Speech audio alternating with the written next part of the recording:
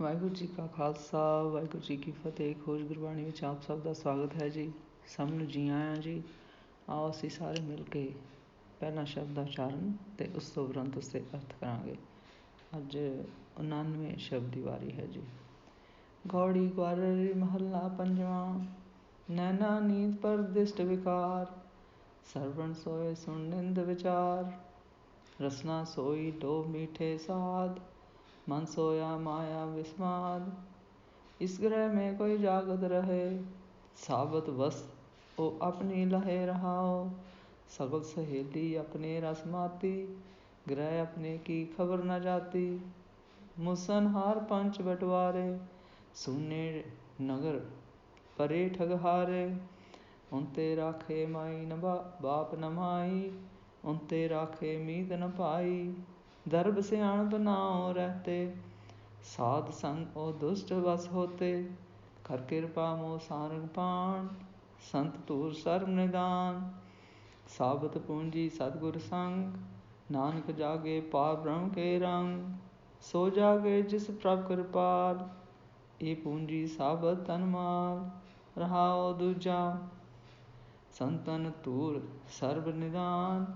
साबत पूंजी सतगुर संग, नानक जागे पार ब्रह्म के रंग। सो जागे जिस प्रभ कृपाल, ये पूंजी साबत तन माल। रहाओ दूजा। इस शब्द ਵਿੱਚ ਗੁਰੂ ਜੀ ਦੱਸਦੇ ਹਨ ਕਿ ਜੀਵ ਦੀਆਂ ਅੱਖਾਂ ਨੂੰ ਪਰਾਇਆ ਰੂਪ ਤੇ ਪਰਾਇਆ ਧਨ ਵੇਖਣ ਨਾਲ ਵਿਕਾਰਮਈ ਨੀਂਦ ਆਉਂਦੀ ਹੈ ਜੀ। ਅਤੇ ਕੰਨ ਪਰਾਈ ਨਿੰਦਿਆ ਦੇ ਵਿਚਾਰ ਸੁਣ ਸੁਣ ਕੇ ਸੁੱਤੇ ਪਏ ਹਨ ਜੀ। ਫਿਰ ਗੁਰੂ ਜੀ ਕਹਿੰਦੇ ਹਨ, ਇਸ ਦੀ ਜੀਭ ਭਾਂਤ ਭਾਂਤ ਤਰ੍ਹਾਂ ਤਰ੍ਹਾਂ ਦੇ ਪਦਾਰਥਾਂ ਦੇ ਲੋਭ ਵਿੱਚ ਅਤੇ ਮਿੱਠੇ ਸਵਾਦਾਂ ਵਿੱਚ ਗਲਤਾਨ ਹੋਈ ਪਈ ਹੈ ਜੀ, ਮਸਤ ਹੋਈ ਪਈ ਹੈ ਜੀ। ਫਿਰ ਗੁਰੂ ਜੀ ਕਹਿੰਦੇ ਹਨ, ਇਹਨਾਂ ਸਾਰਿਆਂ ਇੰਦਰੀਆਂ ਦਾ ਮੁਖੀ ਮਨ ਹੈ ਜੀ। ਔਰ ਇਹ ਸਭ ਮੁਖੀ ਮਨ ਮਾਇਆ ਦੀ ਨੀਂਦ ਵਿੱਚ ਮਸਤ ਹੋ ਕੇ ਸੁੱਤਾ ਪਿਆ ਹੈ ਜੀ। ਭਾਵ ਸਾਡੇ ਸਾਰੇ ਇੰਦਰੀ ਮਨ ਦੇ ਕੰਟਰੋਲ ਵਿੱਚ ਹਨ ਜੀ, ਔਰ ਸੁੱਤੇ ਪਏ ਹਨ। ਮੋਹ ਮਾਇਆ ਦੇ ਵਿਕਾਰਾਂ ਵਿੱਚ ਫਸੇ ਪਏ ਹੋਏ ਹਨ ਜੀ। ਫਿਰ ਗੁਰੂ ਜੀ ਕਹਿੰਦੇ ਹਨ, ਇਨਸਾਨ ਦੇ ਇਸ ਸਰੂਪ ਰੂਪੀ ਸਰੀਰ ਰੂਪੀ ਘਰ ਵਿੱਚ ਕੋਈ ਬਿਰਲਾ ਜਗਿਆਸੂ ਕਾਮ ਆਦਿਕ ਪੰਜ ਚੋਰਾਂ ਤੋਂ ਸੁਚੇਤ ਹੋ ਕੇ ਜਾਗਤ ਰੂਪ ਧਿਆਨ ਰਹਿੰਦਾ ਹੈ ਜੀ। ਫਿਰ ਗੁਰੂ ਜੀ ਕਹਿੰਦੇ ਹਨ, ਉਹ ਜਾਗਣ ਵਾਲਾ ਜੀਵ ਹੀ ਆਪਣੀ ਸਵਾਸਾਂ ਰੂਪੀ ਵਸਤੂ ਇਹਨਾਂ ਪੰਜਾਂ ਚੋਰਾਂ ਤੋਂ ਸਹੀ ਸਲਾਮਤ ਬਚਾ ਲੈਂਦਾ ਹੈ ਜੀ। ਅਤੇ ਆਪਣੇ ਸਵਾਸ ਗੁਰਸ਼ਬਦ ਗੁਰਬਾਣੀ ਨਾਮ ਸਿਮਰਨ ਦੁਆਰਾ ਸਫਲ ਕਰ ਲੈਂਦਾ ਹੈ ਜੀ। ਫਿਰ ਗੁਰੂ ਜੀ ਕਹਿੰਦੇ ਹਨ, ਮਨੁੱਖੀ ਸਰੀਰ ਦੀਆਂ ਸਾਰੀਆਂ ਸਹੇਲੀਆਂ ਭਾਵ ਗਿਆਨ ਇੰਦਰੀਆਂ ਆਪੋ ਆਪਣੇ ਸਵਾਦਾਂ ਵਿੱਚ ਮਸਤ ਅਤੇ ਫਸੀਆਂ ਹੋਈਆਂ ਹਨ ਜੀ। ਫਿਰ ਗੁਰੂ ਜੀ ਕਹਿੰਦੇ ਹਨ, ਉਹਨਾਂ ਨੇ ਆਪਣੇ ਬੇਮਹਾ ਕੀਮਤੀ ਘਰ ਦੀ ਖਬਰ ਸਾਰੇ ਨੇ ਜਾਣੀ। ਭਾਵ ਕਿ ਉਹਨਾਂ ਨੇ ਆਪਣੇ ਮੂਲ ਦੀ, ਆਪਣੇ ਖਜ਼ਾਨੇ ਦੀ, ਜੋ ਕਿ ਉਹਨਾਂ ਦੇ ਅੰਦਰ ਹੈ, ਉਹਨੂੰ ਹੀ ਨਹੀਂ ਜਾਣਿਆ। ਬਾਹਰ ਦੀਆਂ ਚੀਜ਼ਾਂ ਵੱਲ ਹੀ ਧਿਆਨ ਰਿਹਾ ਹੈ ਜੀ। ਫਿਰ ਗੁਰੂ ਜੀ ਕਹਿੰਦੇ ਹਨ, ਜਗਤ ਅੰਦਰ ਅਮੋਲਕ ਆਤਮਿਕ ਧਨ ਨੂੰ ਲੁੱਟਣ ਵਾਲੇ ਇਹ ਪੰਜ ਚੋਰ ਕਾਮ, ਕ੍ਰੋਧ, ਲੋਭ, ਮੋਹ ਅਤੇ ਹੰਕਾਰ, ਇਹ ਪੰਜ ਲੁਟੇਰੇ ਫਿਰ ਰਹੇ ਹਨ ਜੀ। ਫਿਰ ਗੁਰੂ ਜੀ ਕਹਿੰਦੇ ਹਨ, ਉਹ ਠੱਗੇ ਸੁੰਨੀ ਪਈ ਨਗਰੀ ਰੂਪ ਦੇਹੀ ਵਿੱਚ ਡਾਕਾ ਡਾਲਦੇ ਹਨ ਜੀ, ਭਾਵ ਧਾ ਕੇ ਪੈ ਜਾਂਦੇ ਹਨ ਜੀ। ਭਾਵ ਉਹਨਾਂ ਨੇ ਸਰੀਰ ਨੂੰ ਆਪਣੇ 5 ਲੁਟੇਰਿਆਂ ਨੇ ਇਸ ਨੂੰ ਆਪਣੇ ਵੱਸ ਕੀਤਾ ਹੋਇਆ ਹੈ ਜੀ। ਫਿਰ ਗੁਰੂ ਜੀ ਕਹਿੰਦੇ ਹਨ ਕਿ ਭਾਈ ਇਹਨਾਂ 5 ਲੁਟੇਰੇ ਠੱਗਾਂ ਤੋਂ ਮਾਤਾ ਪਿਤਾ ਵੀ ਬਚਾ ਕੇ ਨਹੀਂ ਰੱਖ ਸਕਦੇ ਜੀ। ਫਿਰ ਗੁਰੂ ਜੀ ਕਹਿੰਦੇ ਹਨ ਉਹਨਾਂ ਤੋਂ ਕੋਈ ਮਿੱਤਰ ਜਾਂ ਭਰਾ ਵੀ ਰੱਖਿਆ ਨਹੀਂ ਜਾ ਸਕਦਾ ਜੀ। ਫਿਰ ਗੁਰੂ ਜੀ ਕਹਿੰਦੇ ਹਨ ਉਹ ਲੁਟੇਰੇ ਕਿਸੇ ਪ੍ਰਕਾਰ ਦੇ ਦੁਨਿਆਵੀ ਧਨ ਜਾਂ ਮਨੁੱਖੀ ਸਿਆਣਪ ਨਾਲ ਵੀ ਮਨੁੱਖ ਦੇ ਦੇਵੀ ਗੁਣਾਂ ਨੂੰ ਲੁੱਟਣ ਤੋਂ ਨਹੀਂ ਰਹਿ ਸਕਦੇ ਜੀ। ਫਿਰ ਗੁਰੂ ਜੀ ਕਹਿੰਦੇ ਹਨ ਹਾਂ ਉਹ ਦੁਸ਼ਟ ਜੇਕਰ ਕਿਸੇ ਤਰ੍ਹਾਂ ਕਾਬੂ ਵਿੱਚ ਆ ਸਕਦੇ ਹਨ ਜੀ, ਤਾਂ ਉਹ ਕੇਵਲ ਗੁਰਸ਼ਬਦ ਗੁਰਬਾਣੀ ਨਾਂ ਦੀ ਅਤੇ ਪਿਆਰੀ ਸਾਧ ਸੰਗਤ ਰਾਹੀਂ ਹੀ ਕਾਬੂ ਆ ਸਕਦੇ ਹਨ ਜੀ। ਫਿਰ ਗੁਰੂ ਜੀ ਕਹਿੰਦੇ ਹਨ ਜਗਿਆਸੂਆਂ ਨੂੰ ਸਮਝਾਉਣ ਹਿੱਤ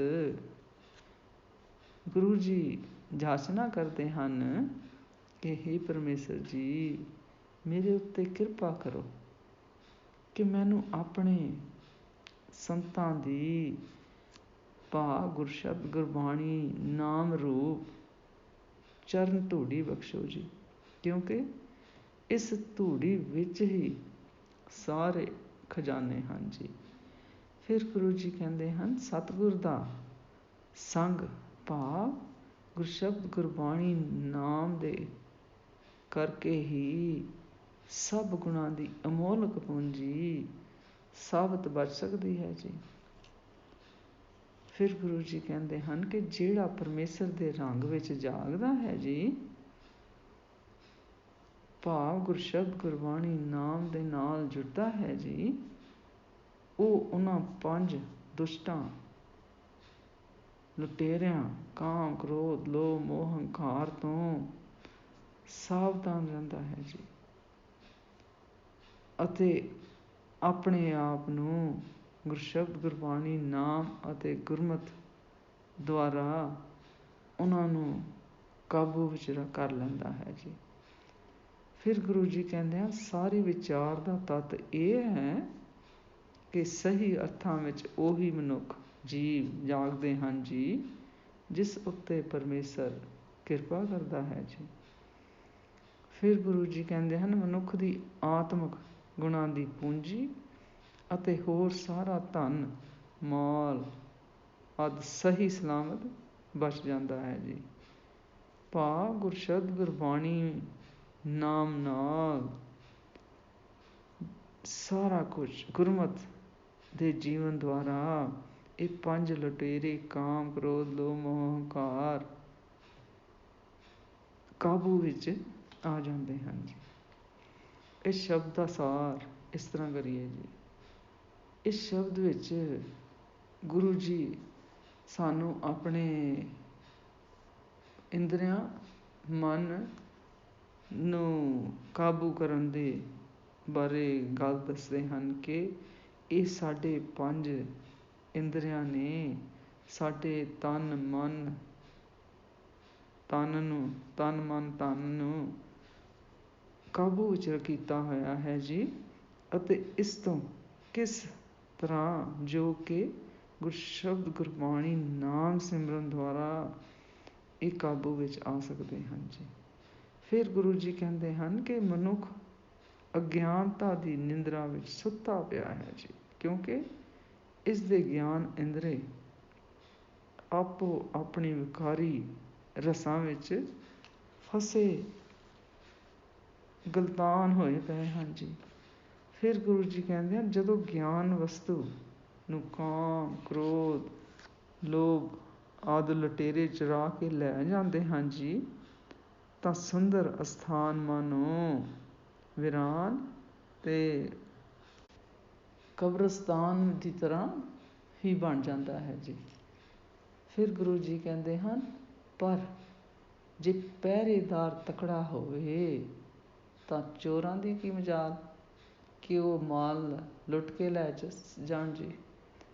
ਫਿਰ ਗੁਰੂ ਜੀ ਕਹਿੰਦੇ ਹਨ, ਇਹ ਸਮਝ ਉਸ ਨੂੰ ਆਉਂਦੀ ਹੈ ਜੀ ਜਿਸ ਨੂੰ ਪਰਮੇਸ਼ਰ ਗੁਰਸ਼ਬਦ ਗੁਰਬਾਣੀ ਨਾਮ ਦੀ ਆਤਮਕ ਜਾਗਰਤੀ ਬਖਸ਼ ਦੇਵੇ ਜੀ, ਆਤਮਕ ਅਨੁਭਵ ਕਰਾ ਦੇਵੇ ਜੀ। ਫਿਰ ਗੁਰੂ ਜੀ ਕਹਿੰਦੇ ਹਨ, ਉਸ ਉੱਤੇ ਮਾਇਆ ਭਾਵ ਇਹ 5 ਲੁਟੇਰੇ ਕਾਮ, ਕ੍ਰੋਧ, ਲੋਭ, ਮੋਹ, ਹੰਕਾਰ ਆਪਣਾ ਅਸਰ ਨਹੀਂ ਕਰ ਸਕਦੇ ਜੀ, ਭਾਵ ਉਹ ਫਿਰ ਕਾਬੂ ਵਿੱਚ ਆ ਜਾਂਦੇ ਹਨ ਜੀ। ਫਿਰ ਗੁਰੂ ਜੀ ਕਹਿੰਦੇ ਹਨ, ਹਾਂ ਜਿਹੜਾ ਜਗਿਆਸੂ ਸਵਾਸਾਂ ਰੂਪੀ ਪੂੰਜੀ ਸਾਂਭ ਕੇ ਰੱਖਦਾ ਹੈ ਜੀ, ਉਹੀ ਗੁਰਸ਼ਬਦ ਗੁਰਬਾਣੀ ਨਾਮ ਰੂਪੀ ਆਤਮ ਰੰਗਾਂ ਵਿੱਚ ਜਾਗਦਾ ਹੈ ਜੀ। ਫਿਰ ਗੁਰੂ ਜੀ ਕਹਿੰਦੇ ਹਨ, ਜਿਸ ਤਰ੍ਹਾਂ ਇਸ ਸ਼ਬਦ ਦੇ ਕਿ ਨੀਂਦ ਅਤੇ ਸਮਾਧੀ ਬਾਰੇ ਗੁਰਸ਼ਬਦ ਗੁਰਬਾਣੀ ਨਾਮ ਰੂਪ ਦੀ ਸੋਝੀ ਹੋਣੀ ਚਾਹੀਦੀ ਹੈ ਜੀ। ਫਿਰ ਗੁਰੂ ਜੀ ਕਹਿੰਦੇ ਹਨ, ਮਨਮੁਖ ਮਾਇਆ ਦੇ ਮੋਹ ਵਿੱਚ ਜਾਗਦਾ ਹੈ ਜੀ ਅਤੇ ਸੁੱਤੇ ਹੋਏ ਮਨੁੱਖ ਸਮਾਨ ਹੈ ਜੀ, ਪਰ ਗੁਰਮੁਖ ਸੁੱਤਾ ਹੋਇਆ ਵੀ ਗੁਰਸ਼ਬਦ ਗੁਰਬਾਣੀ ਨਾਮ ਵਿੱਚ ਦੀ ਸਮਾਧੀ ਵਿੱਚ ਹੈ ਜੀ। ਸੋ ਸ੍ਰੀ ਗੁਰੂ ਗ੍ਰੰਥ ਸਾਹਿਬ ਜੀ ਦੇ ਇਹਨਾਂ ਲਾਈਨਾਂ ਵਿੱਚ ਗੁਰੂ ਜੀ ਦੱਸਦੇ ਹਨ, ਇਹ ਸ੍ਰੀ ਗੁਰੂ ਗ੍ਰੰਥ ਸਾਹਿਬ ਜੀ ਦੇ 599 ਪੇਜ 'ਤੇ ਉਸ ਤੋਂ ਪੰਕਤੀਆਂ ਹਨ ਜੀ। ਜਾਗਤ ਰਹੇ ਤਿਨੀ ਪ੍ਰਭ ਪਾਇਆ, ਸਬਦੇ ਹਉਮੈ ਮਾਰੀ, ਗਿਰਹੀ ਮੇ ਸਦਾ ਹਰ ਜਨ ਉਦਾਸੀ, ਗਿਆਨ ਤਤ ਵਿਚਾਰੀ।